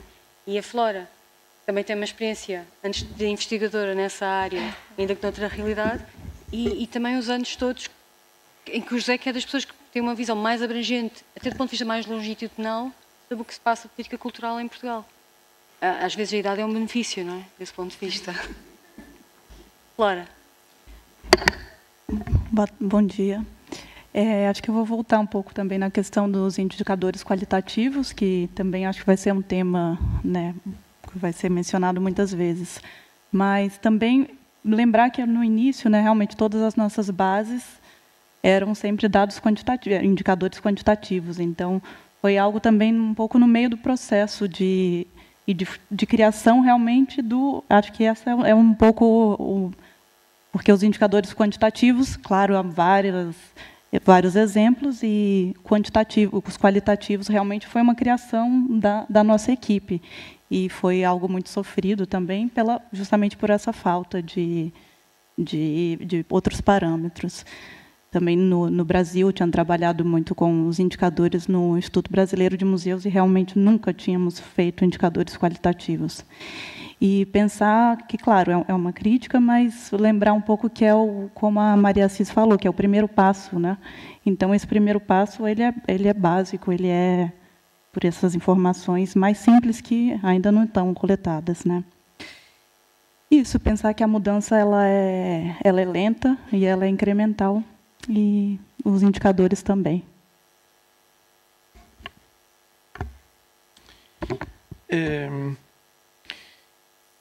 Pois eu não vou fugir ao tema do momento. Acho que a questão dos indicadores é mesmo o ponto fulcral. Estamos a ver isso. As intervenções e os debates e as vossas intervenções há pouco foram muito interessantes e muito relevantes para elucidar várias dimensões, mas talvez esta questão dos indicadores permaneça como talvez a mais sensível, pelo menos do ponto de vista do debate. Depois, do ponto de vista da concretização, a ver. Mas, do ponto de vista do debate, voltar ao quantitativo e qualitativo também, é um debate, enfim, do ponto de vista da academia, do ponto de vista das metodologias, é um debate sem fim também. A tendência é clara, é aquela que temos vindo a apontar, é a articulação entre o quantitativo e o qualitativo. Mas, sem perder de vista o quantitativo. E esse é talvez o ponto. Eu costumo citar, e gosto muito de uma frase de um sociólogo, José Madureira Pinto, trabalhou muito as questões das políticas culturais, sobretudo locais, no Porto, e ele tem uma frase que me parece lapidar. Ele defende muito os métodos qualitativos e as abordagens qualitativas, mas a perspectiva dele é, do ponto de vista da análise, do quantitativo para o qualitativo para evitar a hipostasia do caso.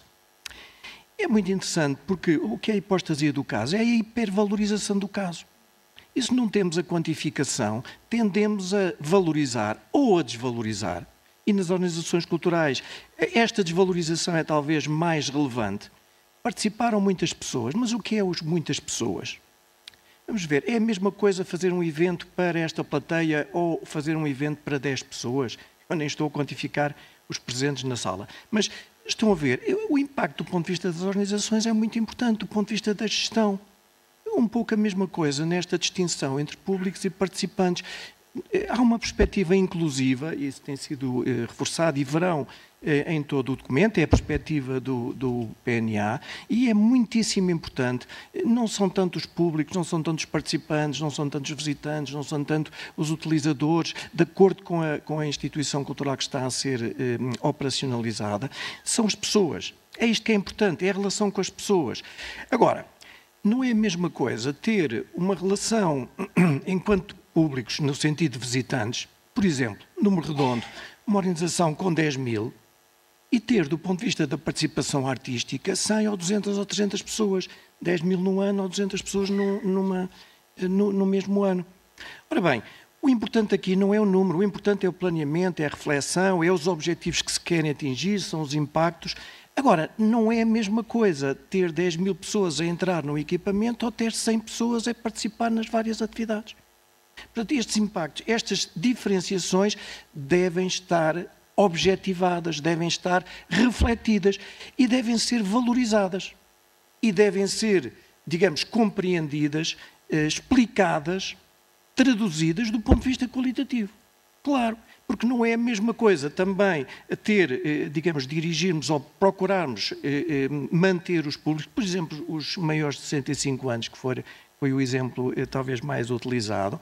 Uma coisa é manter, digamos, um afluxo à organização cultural de um número X, porque é aquilo que é comportável, de certa maneira, para um conjunto de atividades. Outra coisa é como é que nós podemos melhorar a relação com esse grupo. E isto é uma vertente qualitativa e tem de lá estar, mas não pode ser deixada de lado a vertente quantitativa. Pronto, é este o sentido. Digamos, na dura realidade, como a Inês dizia, conheço bem o setor cultural. Reparem, no Ministério da Cultura, só um exemplo último para terminar, no Ministério da Cultura, desde 2000, no então Observatório das Atividades Culturais, tivemos um projeto que se chamava Base de Dados Estatísticos do Ministério da Cultura. Esse projeto teve um relatório. Depois foi feito um segundo relatório. Esse segundo relatório chegou a ter na capa um despacho do então Ministro da Cultura a dizer faça-se conforme indicação da professora Maria de Lourdes Lima dos Santos, Presidente do OAC. Vamos lá ver, nós estamos em 2023 e isto não foi feito.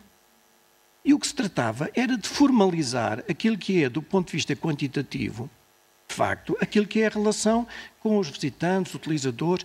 Estão a ver?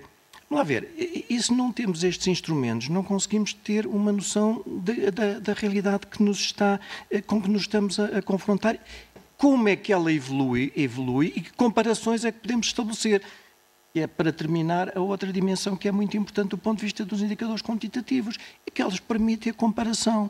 De certa maneira, permitem fazer algum tipo de síntese, sem perder nunca de vista a qualificação. Tem de ser, mas também não podemos abandonar a vertente qualitativa. E também é muito, muito importante. Eu bem que pressenti que o Manel estava a chegar ao microfone, mas eu queria passar primeiro ao público. Não, mas 30 segundos. 30 segundos. Nós conversamos depois. Eu percebi logo. Duas coisas. O trabalho é notável. Ponto. O trabalho é notável, fundamental, tarda por vir muito. Já devia acontecer há muito tempo, portanto ninguém tira isso. Mas agora respondendo ao meu amigo daquela ponta. Eu, para explicar a dimensão qualitativa, tenho 16 indicadores. E a dimensão quantitativa tem 94. Percebem? É só isso. Mas acho que é muito importante referir-se isto, que isto não é uma receita. Exato. Não é uma receita. E isto é muito importante, porque se não passa esta mensagem de que não é uma receita, olha-se para isto como uma coisa fechada e que não é. É um bocadinho, o que eu senti é que isto é um documento muito subversivo. Parecendo que não, tendo esta roupagem muito séria, é um documento muito subversivo, porque basicamente o que acontece é que pode atravessar as hierarquias e pode ser utilizado no trabalho de cada um de nós, nas suas organizações. Pode informar o trabalho de base. E com esta pequena mensagem, eu passo a palavra à sala, porque eu tenho certeza absoluta, exatamente, que haverá gente pronta para intervir. Exato. E ia pedir para, antes de falarem, que se identifiquem, para nós ficarmos a saber quem são, porque depois haverão conversas ao longo do dia também. Okay. Alô, meu nome é Denise Polini. Minha pergunta tem duas partes. A primeira parte é num sentido bastante lato e filosófico, e a segunda parte se refere mais ao documento. Primeiro, parabenizar a equipa que desenvolveu o documento, que é de enorme importância.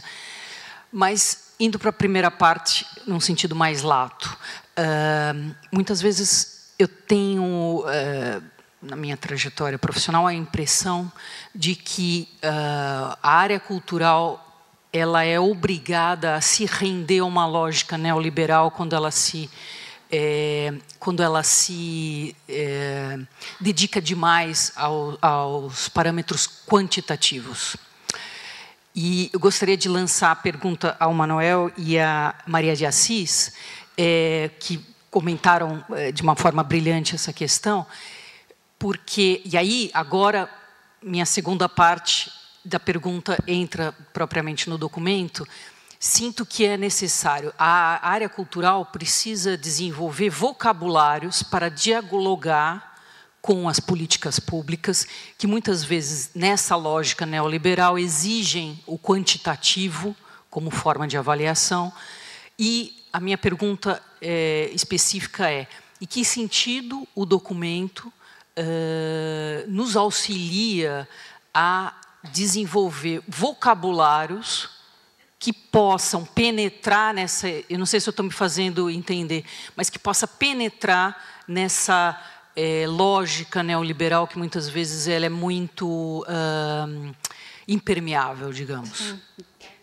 Denise, essa ideia do neoliberal e do valor, não é? É uma questão muito interessante. E o vocabulário também, porque eu também sei que o glossário não fazia parte das primeiras ideias e que também surgiu desta necessidade de trabalhar as palavras. Eu ia propor guardar a pergunta e reunirmos mais algumas perguntas da sala para depois fazermos o diálogo. Mas muito obrigada pela contribuição. Porque esta coisa do glossário e do vocabulário é muito importante. Então, bom dia. Obrigada. Marta Silva, entre outras coisas, da Cooperativa Cultural e de Solidariedade Social, Largo Residências.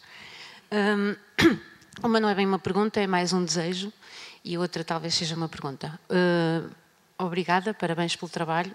É muito bom às vezes ver em quadros aquilo que ao longo de vários anos fomos tentando encaixar no discurso e nos processos às vezes de candidatura dos nossos projetos, relativamente a esta necessidade de provar impacto e que, ironicamente, se calhar não na última década, mas antes disso, só encontrávamos nas candidaturas de âmbito social e nunca encontrávamos nas candidaturas do âmbito cultural. Mas felizmente esta consciência, este valor está a ser trazido para este campo. O desejo, qual é que era? E de facto, pegando ali nas palavras da Catarina, relativamente ao âmbito e ao foco que o Plano Nacional das Artes tem na relação entre cultura e educação, ficava aqui mesmo o desejo daqui por 10 anos, ou se calhar, se fosse possível um bocadinho antes, voltarmos a ter um momento como estes, onde já se fez um grande trabalho de parceria da cultura com o Ministério da Segurança Social, com a Secretaria de Estado das Migrações e das Igualdades e com o Ministério da Coesão Territorial. Porque quando falamos na relação de inclusão e do impacto social que queremos das pessoas no centro das nossas organizações, são áreas que não podem de todo estar à margem deste trabalho. E que ainda não estamos lá, acho eu, a nível nacional e a nível público. E isto liga-me um bocadinho à minha pergunta, que é uma pergunta que peço desculpa se eu li mal ou não tenho ainda os dados para fazê-la corretamente, mas pareceu-me que este é um instrumento que foi feito muito com base naquilo que é as organizações públicas e não aparece aqui, ou se calhar respondam se apareceu esse trabalho, junto do terceiro setor. Ou seja, eu acho que já há muito mais anos que as próprias organizações públicas de cultura, instituições públicas de cultura, há mais anos ainda que elas, o terceiro setor, tem tido um papel fundamental na centralidade destes binómios no trabalho das organizações culturais do terceiro setor. E, portanto, em que medida é que elas foram envolvidas neste estudo e em que medida é que também está a ser pensado a aplicabilidade, a renovação e a contaminação destes indicadores e destes impactos a partir da experiência do terceiro setor, que é mesmo, na minha opinião, e claro que estou a falar em nome dele porque trabalho nele, super pioneiro, experimental e já está há mais de uma década com um trabalho muito consistente nesta área. Obrigada. Obrigada, Marta. Mais...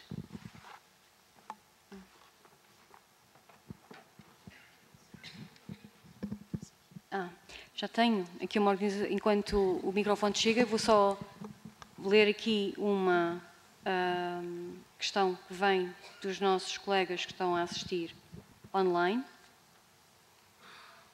E é a Rosa. E ela pergunta como é que as organizações, onde muitas vezes os mediadores estão em situação laboral muito frágil, são em número insuficiente e raramente têm tempo para refletir sobre o trabalho que desenvolvem e não têm tempo ou oportunidade de adquirir novas competências através dos planos estruturados de formação, podem dar resposta ao desafio que é contribuir para uma maior participação cultural. Vem da Daniela Araújo. Isso, e agora? Sim, muito bom dia. Eu irei ser telegráfica, sem ter quaisquer pretensões de representatividade. Gostava de falar a partir do meu lugar de autarca de uma cidade de pequena e média dimensão, porque por vezes sinto que de facto esses... Desculpe, mas pode identificar-se? Torres Pedras. Por vezes sinto que... E como é que se chama? Ana. Por vezes municípios com uma escala mais pequena ou teoricamente afastados daquelas que são consideradas as centralidades, e organizações também com uma escala menor e com níveis de profissionalização ainda mais incipientes, sentem-se um pouco esmagados perante estes desafios. Aquilo que eu queria reiterar é que, de facto, me parece que este instrumento pode ser verdadeiramente uma oportunidade também para que estes territórios e estas organizações, como dizia a Catarina Vaz Pinto, façam um investimento na qualificação da governança em cultura. Porque, muito honestamente, e sem ser fatalista, eu creio que organizações culturais de pequena escala não terão capacidade de se apropriar e de aplicar ou de reinventar este instrumento, se não for através da cooperação e da mutualização de recursos. Mas, de facto, essa necessidade e esse aparente esmagamento pode, porventura, elicitar essas dinâmicas de cooperação entre equipamentos culturais municipais e entre organizações culturais e criativas, quer privadas, quer da economia social, que estejam ancoradas nos territórios, e desencadear estes processos de diálogo e, reitero, de mutualização de recursos. Porque, de facto, me parece que um instrumento desta natureza convoca conhecimento, competências, literacias múltiplas que por vezes não se encontram de per si se olharmos para as organizações isoladamente. E por isso apelam a esse pacto coletivo e a esse trabalho em rede. Era apenas esse comentário que queria deixar. Obrigada, Ana. Eu ia propor à mesa começar a responder. Sim, posso. Cruzando um bocadinho esta dimensão mais local com a questão mais geral que a Denise colocava, é muito curioso verificar, e eu acho que é uma das valências que o CISOC tem, no fim de contas nós temos, eu falava no início, que existe já um trabalho bastante consistente em direção a estas preocupações por parte de setores educativos dentro das organizações culturais. E acho que uma das coisas que este instrumento permite, se for levado de facto com a participação de todas as equipas dentro de uma instituição, é a possibilidade de que este território do impacto social não fique enclausurado dentro daquilo que é chamado as equipas educativas das dimensões culturais, e que fazem, no fim de contas, ali uma espécie de um braço armado com determinado tipo de preocupações, completamente divorciado daquilo que é uma instituição que continua branca, patriarcal, hierárquica, centrada nos objetos, preocupada com a sua narrativa própria e interessada em preservar o poder, ponto final. E uma das coisas que a Clara falou e que é extremamente importante quando pensamos no futuro e nos desafios do presente é a possibilidade de nós começarmos a construir redes de colaboração a partir da convergência, ou seja, deixarmos de pensar nas instituições e naquilo que são a sua afirmação perante os pares, para começar a identificar objetivos comuns e estratégias comuns que permitem criar cumplicidades e complementaridades para ir, de facto, ao encontro daquilo que são as necessidades das comunidades que servem e, portanto, vocacionadas para o bem comum. Isto é a grande mudança de paradigma que nós temos que fazer e, de facto, ela entra aqui em cisão. Quer dizer, alguém vai ter que partilhar o poder para chegar aí. Nós temos que estar menos autocentrados e começar mais a pensar naquilo que, de facto, que é o outro lado. Isto, e fazer as coisas mais em colaboração e em diálogo, mas levar isto a sério e para a prática, e não apenas no discurso. E o nosso problema é mesmo esse, é que ficamos pelo discurso. Eu iria usar uma das palavras preferidas da Sara, ia falar nas instituições, porque basicamente é um exercício exatamente da institucionalização. Olá, como é que seria essa palavra complicada? Clara. Posso começar vou responder a algumas das questões e comentar e depois partilhar aqui com os meus colegas as respostas. Começando por uma das questões levantadas pela Denise, nós entendemos que damos um contributo com o nosso glossário para esse vocabulário. Foi precisamente por termos sentido a sua inexistência enfim, em documentos que não sejam autorais, que o construímos e que o construímos em linha com os princípios orientadores que informam todo o enquadramento deste compromisso.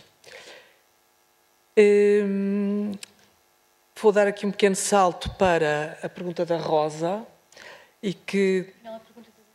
A Daniela, peço desculpa, e que era, enfim, toca num ponto que eu gostaria já de ter aflorado e que é, também foi colocado pela Ana, a autarca, de alguma maneira.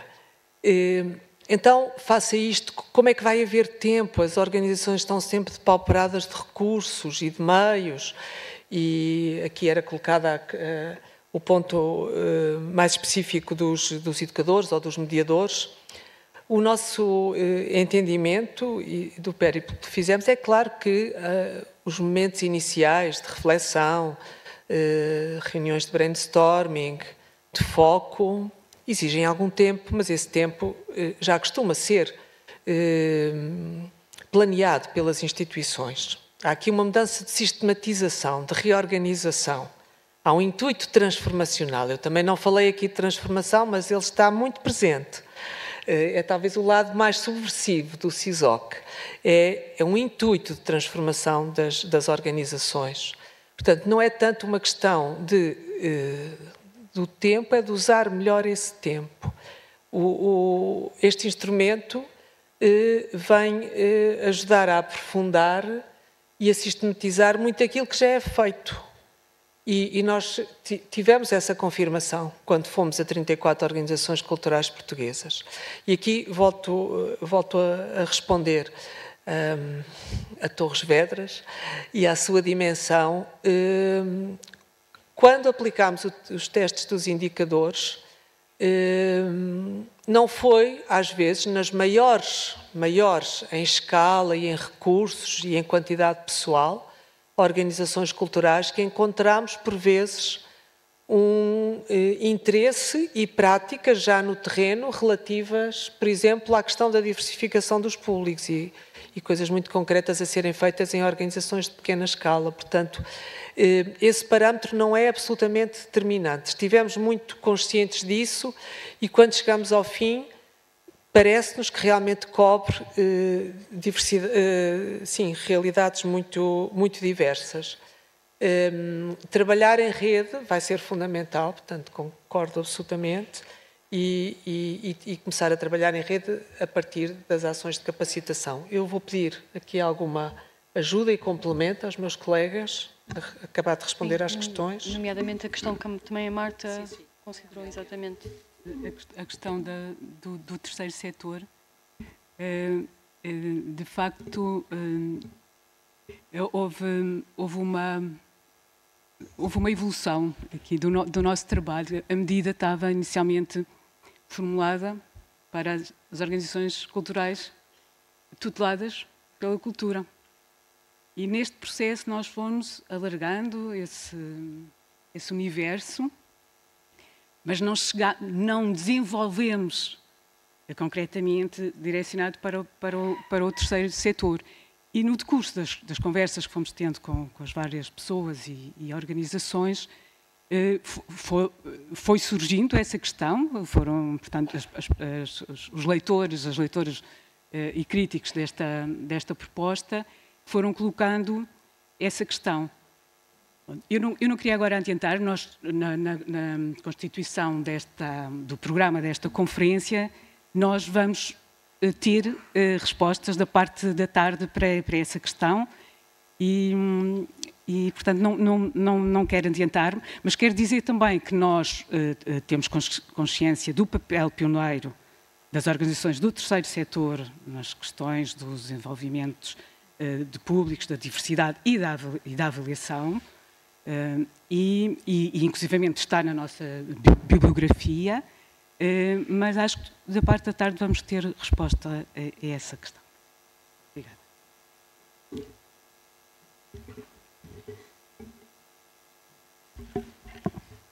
Eu só vou voltar um pouco na questão da Denise também, que eu acho que antes até da gente entrar se render ao neoliberal, também passa pela questão da instrumentalização da cultura. Então, também durante o processo, era algo que várias vezes também a gente se questiona, mas acho que um pouco que o Bolo colocou, né, na apresentação inicial, que a verdade é que o cenário atual é esse. Então, também esse instrumento é um pouco uma adaptação a esse novo cenário.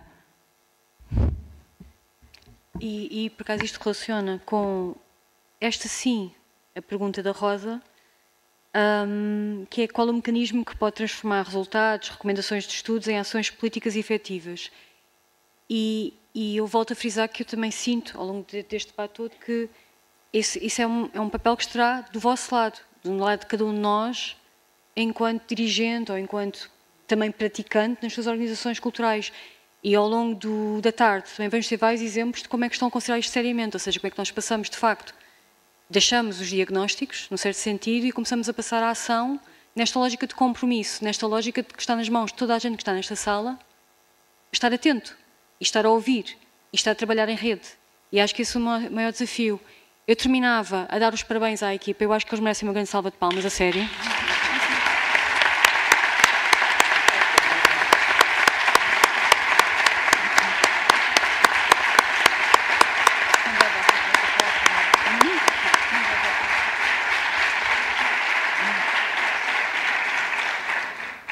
E agora partimos para aquela parte muito importante também do bem-estar humano, que é a subsistência e o almoço.